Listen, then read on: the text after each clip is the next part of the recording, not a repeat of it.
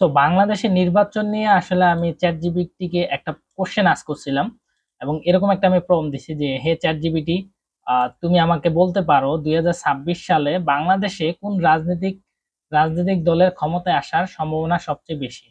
তো এখানে হচ্ছে যে আমি দুইটা দলের নাম উল্লেখ করে দিয়েছি, জামায়াত ইসলাম না বিএনপি।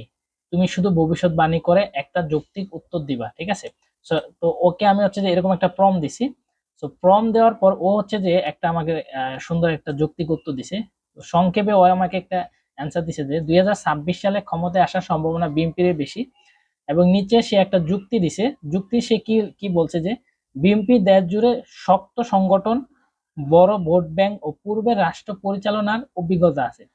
জামায়াত ইসলাম রাজনৈতিকভাবে সক্রিয় হলেও এককভাবে সরকার গঠনের মতো গণভিত্তি এখনো তুলনামূলকভাবে কম। তাই বাস্তব সমীকরণে বিএনপি এগিয়ে। তো আমাকে হচ্ছে যে চ্যাট জিপিটি আসলে এরকম একটা অ্যান্সার দিয়েছে। তো চ্যাট জিপিটি আসলে তার মানে পূর্বের অ্যানালাইসিস বা তার যে ইন্টারনেটের অ্যানালাইসিস বেস করে হচ্ছে সে অ্যান্সারটা দিছে। বাট সে তো আসলে হিউম্যান সাইকোলজি বা বর্তমানে পরিস্থিতি সম্পর্কে তত একটা অবগত না। তো চ্যাট জিপিটি যদিও বিএনপিকে মানে চুজ করছে, তো বিএনপি আসতেও পারে আবার নাও আসতে পারে।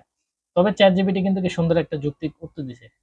তো আপনার কি মনে হয় যে আসলে বিএনপি কি ক্ষমতা আসবে না জামায়াত ইসলাম? কমেন্টে জানান।